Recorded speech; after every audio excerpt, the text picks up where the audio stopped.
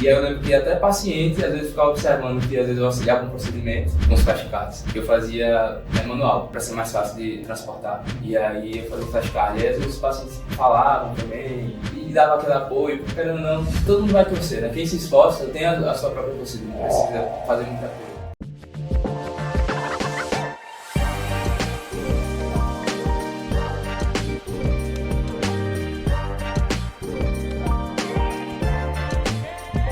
Fala, meus queridos, sejam todos bem-vindos a mais um vídeo aqui no nosso canal do YouTube. E hoje um vídeo muito especial. Estamos aqui com um convidado muito especial pra gente. É o nosso agora ex-aluno, né? E residente, Evaldo. Meu querido, seja muito bem-vindo. Obrigado, professor. Obrigado aí pelo convite, por ter vindo aqui conhecer nossa série e bater esse papo aqui com a gente. Sem dúvida alguma, tá, Evaldo? Aqui essa nossa conversa, ela vai ser muito valiosa, né? Assim como você, no início do ano passado, no final de 2023, estava ali buscando informação, querendo começar a se preparar forte para a residência, muitas pessoas estão também nesse momento que você estava. Então, e muitas pessoas se inspiram em você, né? Apesar de você ainda não ter essa noção, mas com certeza, assim como você se inspirou em pessoas que hoje estão na residência, muitas pessoas vão se inspirar com a sua história, vai ter um match aí da história que a pessoa está vivendo com o que você viveu. Então, é sem dúvida muito valioso esse nosso papo, seja muito bem-vindo. E para a gente começar a falar um pouquinho para o pessoal, onde foi que você se formou, conta um pouquinho também para a gente, já para a gente iniciar esse nosso papo, como foi que o Evaldo escolheu a odontologia, porque esse é um passo importante. Então, eu escolhi a odontologia quando eu estava no meu último ano do ensino médio, né? E eu pensava realmente, não era a minha primeira opção, eu passei boa parte da área da saúde, eu não era afim da área médica, de sangue, cirurgia, nunca gostei disso. Eu queria na publicidade e propaganda, era a minha opção. E mas aí, tem um perfil também. Até hoje eu gosto. Cheguei a trabalhar em agência de publicidade, fui designer, fiz curso. E aí eu comecei a sentir uma atração pela odontologia, principalmente pela ortodontia. Eu fiz tratamento ortodôntico e eu vi o quanto aquilo mudou na minha vida, porque eu não gostava de sorrir. E logo eu que gosto muito de falar, de sorrir, de tirar onda, eu vi o quanto isso mudou em mim. E aí, quando eu ingressei na odontologia, eu pensava em seguir nessa área. E eu sempre, muitos amigos gostam da cirurgia, é uma área, todo mundo sabe que é bem visada, só que eu sempre dei tempo ao tempo. Então, assim, eu dizia assim, não, quando eu pagar a disciplina de cirurgia, eu vou ver se realmente é o que eu quero. Porque eu tinha um interesse, um flerte, mas eu não conhecia ainda. Então, quando eu paguei a disciplina de cirurgia 1, eu falei, caramba, gostei. A sensação de tirar o primeiro dente, de fazer a primeira sutura, aquela tensão de treinar em casa, nas frutas, assim, eu vou pegar as frutas aqui e vou treinar. E aí eu comecei a brilhantar isso para mim, para a área da cirurgia. E aí, sendo que ao mesmo tempo eu sempre gostei muito de pesquisa. Eu gostava de iniciação científica, né? Eu já pesquisava, era bolsista e eu já conhecia alguns programas de pós-graduação. Quando eu estava, acho que na metade do curso, eu tive a oportunidade de ir para a USP, e foi de lá que eu tive dessa universidade.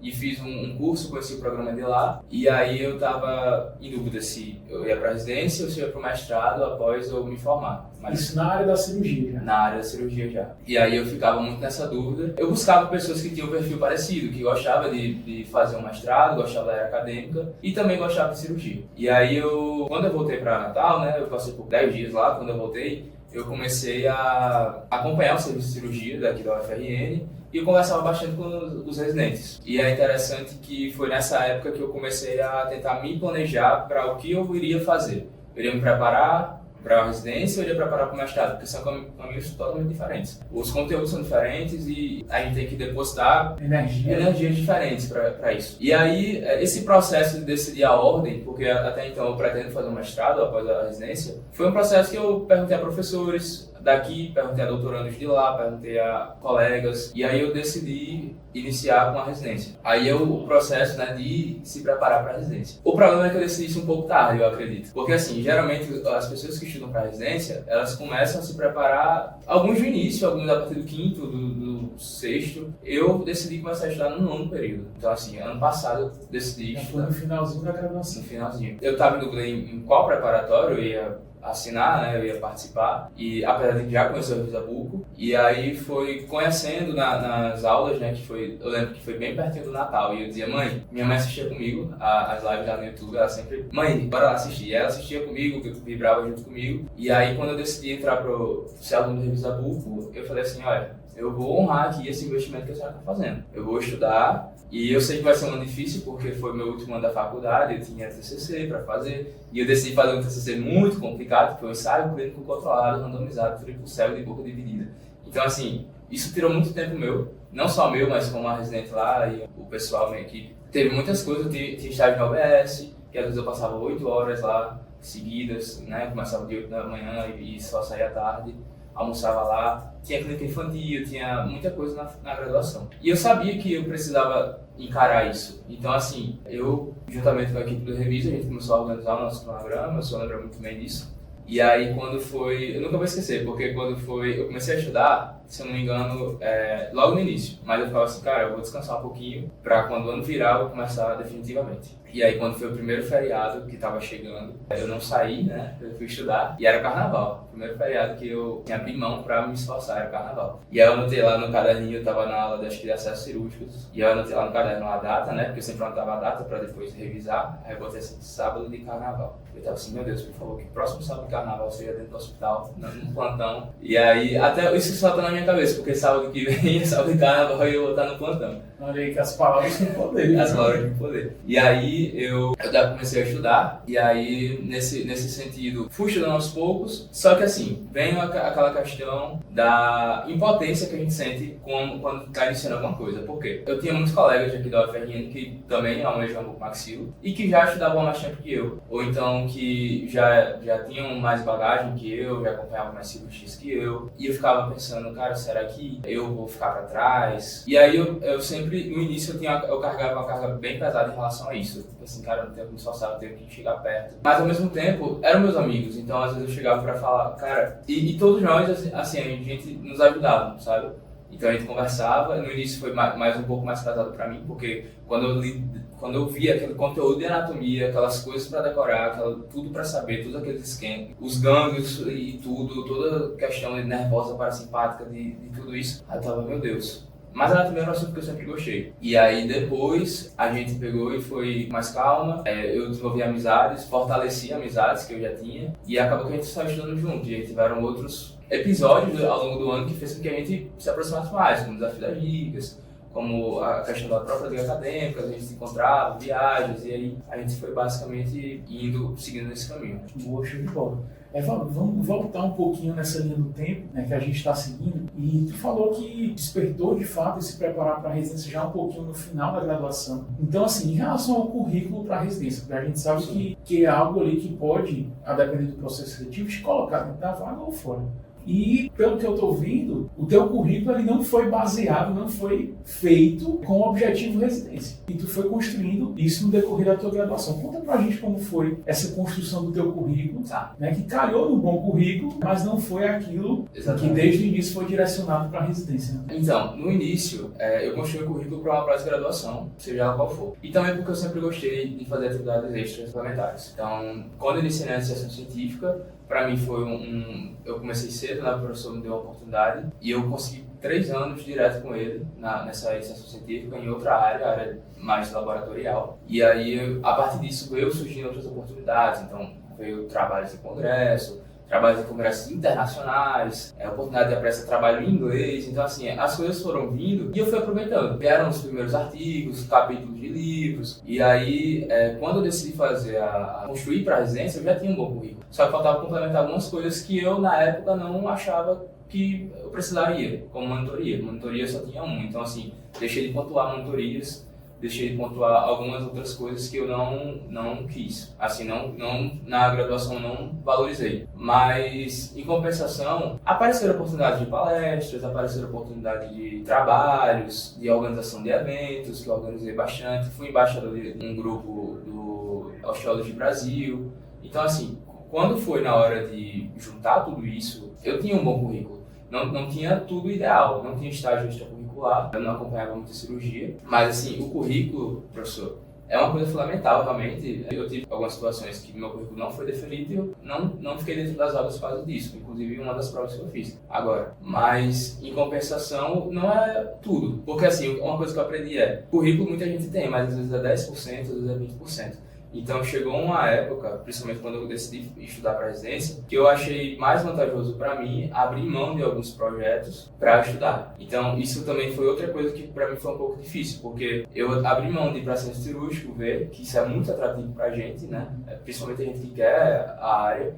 E eu lembro que meu professor disse assim, Evaldo, tudo no seu tempo. Quando você for residente, você vai ver isso, não se preocupe. Você vai e vai estudar. Então, assim, eu deixei de acompanhar cirurgias, eu tinha estágios não oficializados, mas que eu acompanhava, procedimentos. Eu fundei ligas acadêmicas, eu fundei a Liga de Anatomia, Cabeça e Pescoço da FRN, Liga de Odontologia Regenerativa da FRN e a Odontologia Integrada. E eu saí de todas. Inclusive, saí da Liga de Cirurgia e Traumatologia Bucomaxilo da UFRN também, porque chegou uma época que eu falei assim, cara, não adianta a gente ter tudo, ter currículo e estar em todos os lugares se a gente não vai saber o conteúdo. Porque o currículo é importante, mas também não é fundamental. Não é um currículo que vai te fazer ser aprovado. Só ele não é só ele.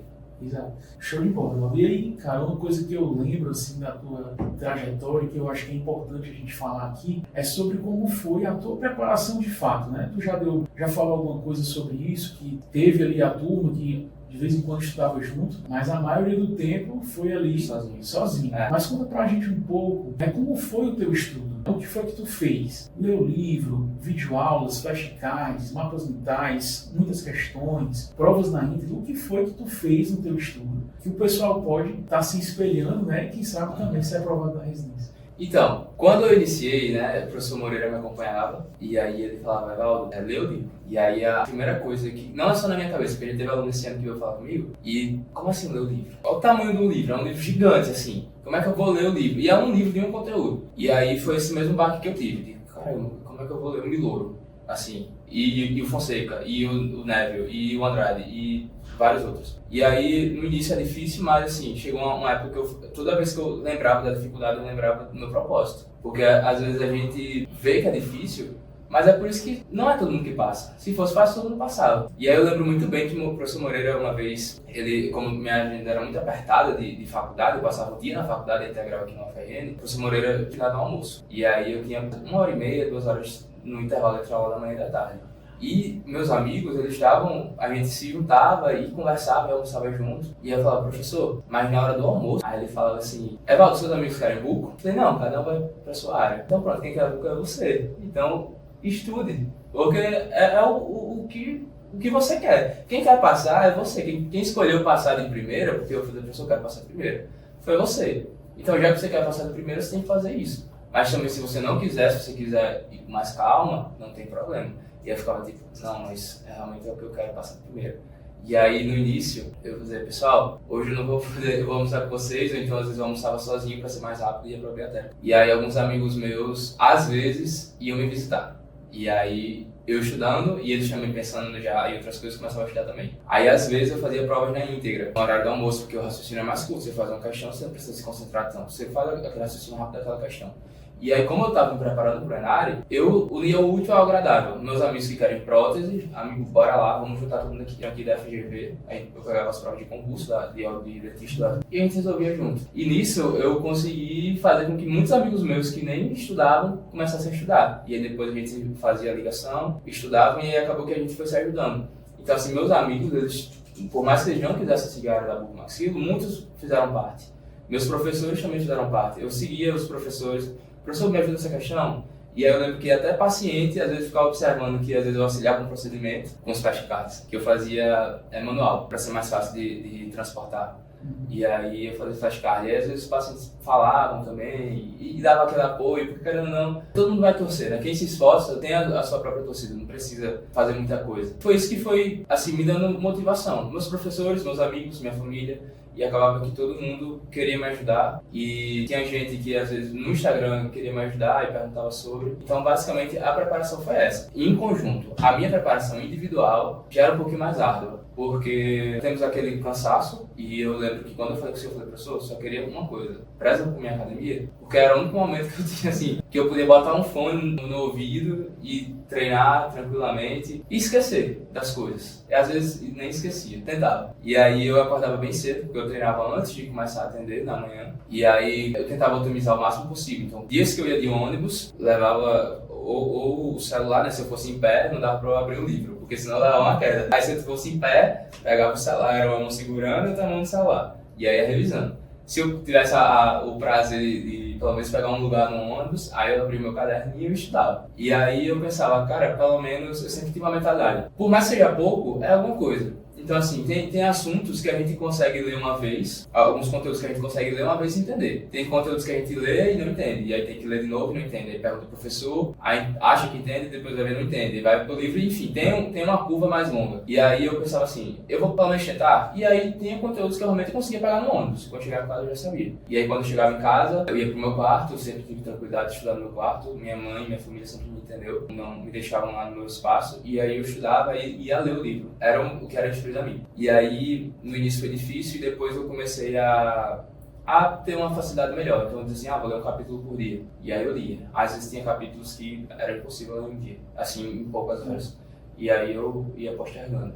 E basicamente esse foi o processo, assim. No final eu fiz mais questões e fui me preparando de outras formas. Claro, no final a gente já tem uma bagagem melhor. E aí, por questão a gente consegue realmente ter um aprendizado talvez mais adequado. Legal. Um ponto importante, Evaldo, que eu lembro demais foi após uma das provas que você fez, eu não lembro qual foi, você virou para mim e falou, professor, como é que vai ser a questão aí do próximo ano e tal? Já estava ali desmotivado, já pensando que não ia dar bom. E aí o Evaldo tem paciência, vá, faça a prova, sangue no olho, vai ser a prova que você vai ser aprovado. Então vá para... Acho que foi depois que você fez ainda o PE e acho que Cuiabá, não foi? Foi a USP, foi. Depois da USP eu fiz o PE e fiz Cuiabá. E acho que foi depois do Enare. Foi depois do Enare.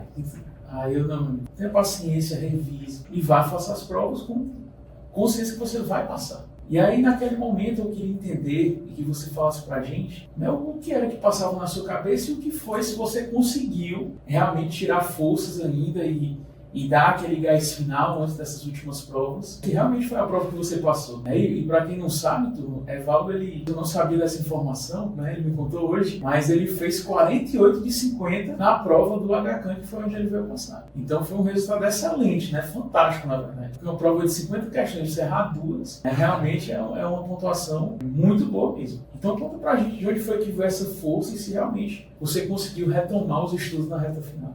Isso é importante falar, principalmente para o pessoal que está se preparando, que uma das coisas que tem que colocar na cabeça é qual serviço ele vai prestar. E aí, de início, eu pretendia prestar a prova da USP e eu me preparei bastante para essa prova. Muito, muito, muito, muito. Então, assim, eu passei, a USP foi a primeira prova, eu comecei a estudar, assim, as aulas, o reviso em si começou em março, né, mais ou menos. Presencial. Isso, presencial. E em setembro eu já tinha essa primeira prova. Então eu ficava pensando, tem um pouco tempo. Eu já tenho um tempo menor, né? E aí eu me preparei, investi tudo que eu tinha e quase minha paixão foi eliminada na primeira fase. E aquilo me deixou muito abalado, como se eu tivesse levado um jab na cara, né? Eu até treinava Muay Thai e essas coisas, e eu lembro que o professor Rafael veio falar comigo e ele falou, macho, é assim mesmo.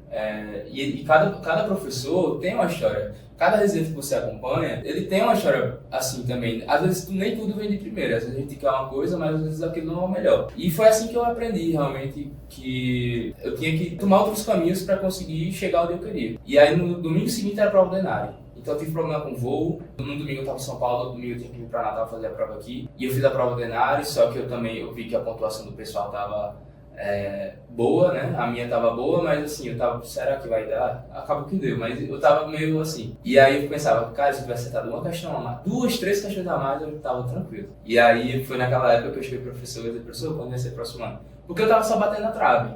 E aí eu ficava pensando, cara, se fosse 2 questões, uma questão, às vezes eu teria passado. A UPF da mesma forma, eu pontuei muito bem, mas assim, já não era mais minha primeira opção, mas todas as provas que eu fiz esse ano, eu fui muito bem em todas. Todas as provas que eu fiz, eu acertei a quantidade, até extrapolei a quantidade de questões que eu gostaria de ter acertado. A questão é que muitas delas o corte subiu. Então, assim, chegou uma época que eu vou estudar novamente. Por quê? Eu sempre tive bem claro o que eu queria na minha vida, que era a aprovação da Nabucodonosor. Se eu estudasse, graças a Deus eu passei de primeiro, mas se eu estudasse 2 anos, se eu estudasse 3 anos, eu iria estudar da mesma forma, eu iria aprender da mesma forma, porque é onde eu quero chegar. Então, assim, às vezes o tempo não é de acordo com o nosso. Claro, eu queria realmente, gosto de ter sido aprovado em primeiro, mas às vezes não vem para todo mundo isso. E a gente tem que entender isso, porque às vezes a gente idealiza muito uma coisa e não é para ser, entendeu? É nesse momento que a gente, pelo menos para mim, eu guardei muito a minha fé. Porque eu sempre orava muito, eu queria muito passar de primeira, mas se não for, tudo bem, eu entendo. E isso doía, porque às vezes a gente quer a nossa vontade. E aí eu ainda ia mais fundo assim, Senhor, deixa eu passar, mas assim, se tiver alguém mais preparado que eu, que mereça, pode deixar a vaga para essa pessoa. Porque eu sei que tem muita gente do Brasil estudando. Então isso eu me deixava muito assim, mas assim, era uma oração sincera, porque cara, eu só queria merecer ter essa vaga. E hoje que eu passei, eu me sinto muito feliz, porque assim, foi a oração que eu fiz e assim, com certeza era para ter sido dessa forma, entendeu? Então, às vezes não é no tempo certo, aliás, é sempre no tempo certo, mas é no tempo que a gente quer. E às vezes não é da forma que a gente quer, mas é da forma que tem que ser. E aí esse processo a gente tem que entender e pegar com o tempo. É basicamente isso. Show de bola. E conta pra gente um pouco, Evaldo, como foi o processo seletivo que você veio a garantir sua aprovação, né? Que foi a prova do HCAM. Isso. Conta pro pessoal um pouquinho como é o processo seletivo, quais são as fases, como é a prova, né? Se a gente sabe que é uma prova boa para quem realmente está estudando ali para a cirurgia, mas conta qual foi a tua percepção lá do processo seletivo? Então, a prova do HCAM não existem provas antigas, certo? Então, é uma metodologia que eu gostava muito de fazer, estudar por provas antigas. Então, o que é que eu fiz para contornar a situação? Eu fazia prova de UFRN, provas de secretarias, inclusive a de Mário Gatti, que inclusive a desse ano, eu lembro que saiu o gabarito no final de semana, no outro eu estava pedindo lá, até ao colega que passou em primeiro lugar, ele não tinha nem resultado, eu falei, mas me manda a prova aí, e eu fiz aquela prova todinha.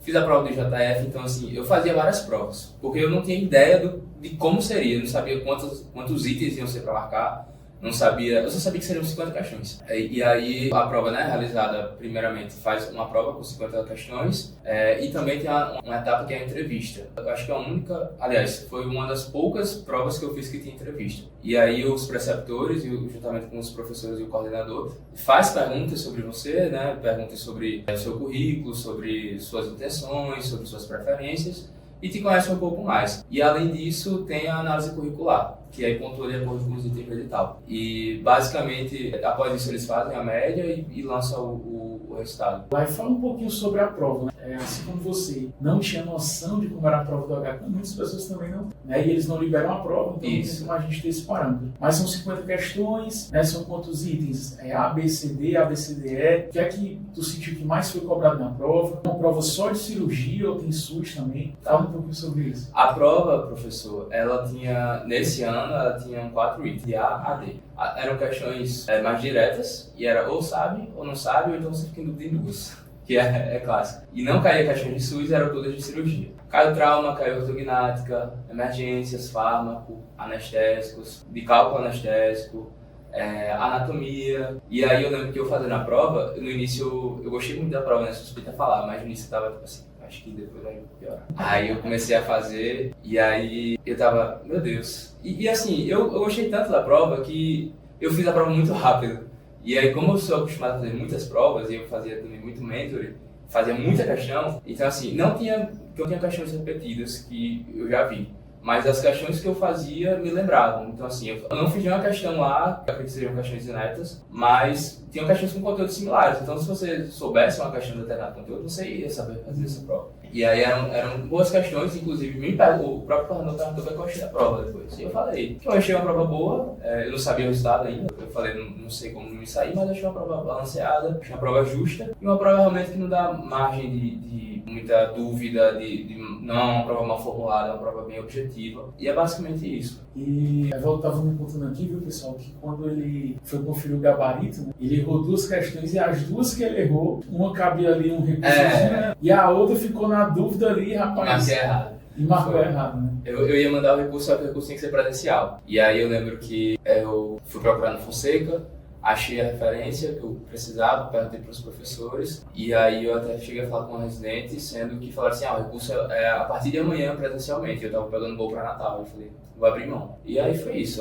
E a outra foi, sabe aquela questão que você está indo entre duas? Aí você marca uma, aí você vai e confere, aí você diz assim, não, é essa, aí quando você vai pro gabarito é aquela, pronto. Isso acontece com todo mundo. Todas as provas que eu fiz aconteceu isso. Mas assim que a gente aprende, às vezes, não mudar ou então fazer com mais calma. E foi isso que aconteceu comigo. Então eu mudei e acabei perdendo a questão. Show de bola. Evaldo, meu amigo, estamos chegando aqui na reta final desse nosso momento. Primeiro, gostaria de dizer que eu fiquei muito feliz com sua aprovação. A gente sente, né, quando o aluno ele é esforçado, ele está se preparando bem. Você era um cara que eu sentia isso, é por isso que eu sempre, quando você veio falar comigo, né, eu sempre motivava e não vai dar certo, porque realmente a gente sabia dessa sua preparação. E um resultado desse, né, numa prova bacana, não é qualquer pessoa que consegue.